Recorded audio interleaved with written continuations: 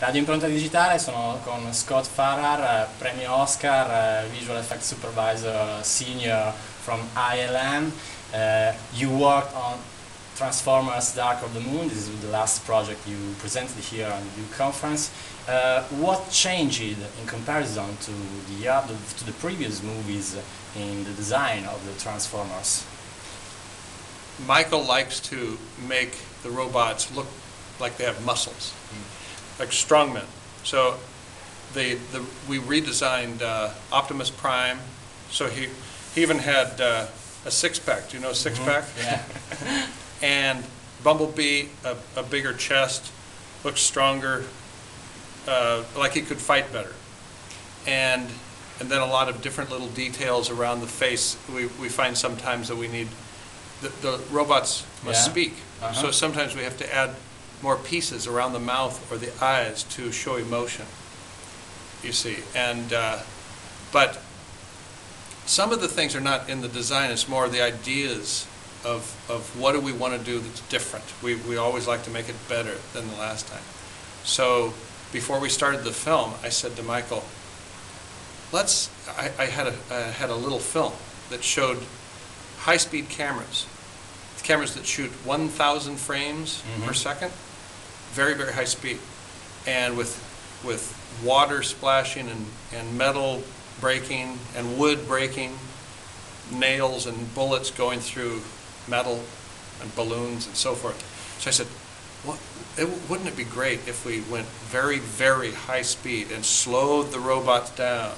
I know people complained about the previous film, Revenge of the Fallen, because sometimes it was too fast. I said, let's go the other way. Let's go very, very slow and make it darker and moodier with the lighting. So a lot of things were aesthetic choices, artistic choices. And he said, yeah, that sounds great. Let's do that. And that's what you see in the film. So the characters also became much more just like superheroes, maybe.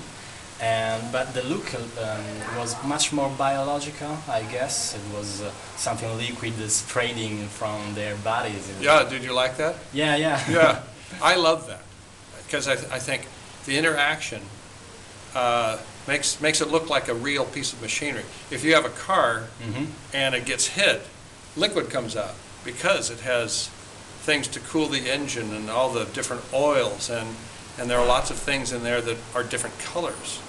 You know, the antifreeze to cool the engine can be green or yellow, and so we did things like that, and we make it sort of red, but that's more like hydraulic fluid. And people would say, "Is that blood?" No, no, no, it's hydraulic fluid. And so then, yeah, and a lot of my crew, they didn't like this. I think that's too much. I said, no, I want all this slobber coming out of this guy that just got hit. And even, you know, in the alley sequence, I said, I want it even to hit the lens. You know, it goes just like that. And I'd show it to Michael, said, oh yeah, that's great. That's fine. And my producer would go, oh, it's taking a lot of time to put that in. You know, somebody that has to spend the time. But I think it makes it look more real and cooler. Okay, so in computer graphics, you usually add a lot of details to make it more realistic and believable. But is there sometimes a limit where you stop and you say, okay, that's enough. That's too, it could be too much, maybe. So when you choose to stop. Well, the detail of the robots it varies quite a bit, because the problem is if you make it perfect and clean, it looks fake. And most people think that doesn't look real.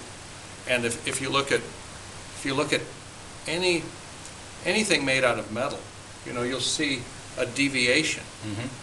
You know, it's not flat, and there might be scratches, or maybe somebody put wax on it, or dirt, or it could be anything. And that's part of the real world. You wash your car, you go drive your car, in 1 hour you have bugs and dirt and mud. Okay, it's the same for robots, and that's part of what makes it look real. And it's the imperfection. The problem with computer imagery is it's too perfect. And I keep saying, mess it up, mess it up. So this is imperfection to make perfection. That's correct. Well, it makes people believe. I think that's true. Okay, I guess you followed also the shooting part of the movie, right? Yes. And what was the reaction of the citizens of Chicago? Oh, they loved it. Yeah? They loved it. Every explosion, and it takes a while to set these up. It might be 2 hours. And then it goes boom, boom, boom, and a car flips, and soldiers run, and whatever happens, and then Michael calls, cut. Yay! There's a little moment where people wait, and then thousands of people would come to the city to see what we were doing, and they loved it. So they kind of... It's a big show. Yeah, just a big show. A big show, yeah. Just because almost everything now is being shooted in Chicago. So I was wondering if the people of Chicago were wondering, okay, Transformers are destroying the city. Where is the Batman? Yeah, right.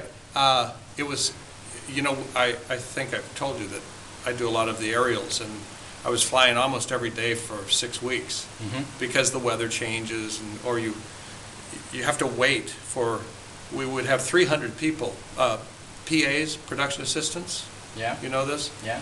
So all these people would clear the streets and make sure that people don't enter the area that I'm going to fly over. Yeah.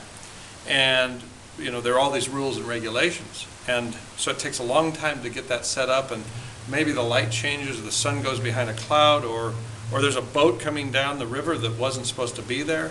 And you wait, and then you have 5 minutes to shoot, and you shoot quick, and then they say, oh, sorry, we got to let the traffic go away. So it takes a long time to shoot. And I was up above one of the main buildings. It's where Ultra Magnus is on top of that. When he's walking back and forth, yeah. And then he jumps down in front. That was a building that Al Capone lived in, and he was the gangster. Yeah. And anyway, there's a lot of history there. So we were flying up there, and we were shooting some of those shots. And Michael Bay is down below on a walkie-talkie, and he's watching us. And he knows that all the people are watching. And they've cleared all around. He says, "You guys are going too slow. Make this a show. People are watching." And so we go, okay, so just going around and around and all kinds of, more radical moves. And he said, the trouble is I can't use that stuff all the time. We need slower moves too, but it's fun. Okay.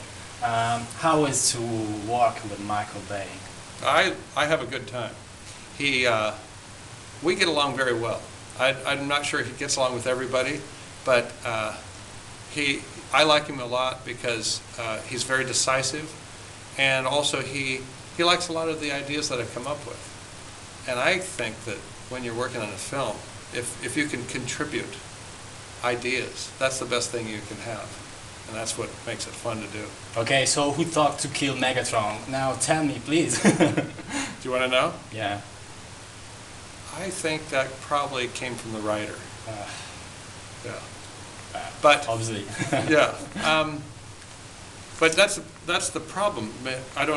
When you write a script, it gets very complicated. Who's going to, what do you do with each character? And maybe he can come back. I don't know. Let's hope it. Yeah. Okay, thank you so much, Scott. You're welcome. I know you will be in Lucca Comics and Games, sarai a Lucca Comics and Games, Radio Improntadigitale sarà ovviamente lì come media partner. Speriamo di vederti. Thank you so much. You're welcome.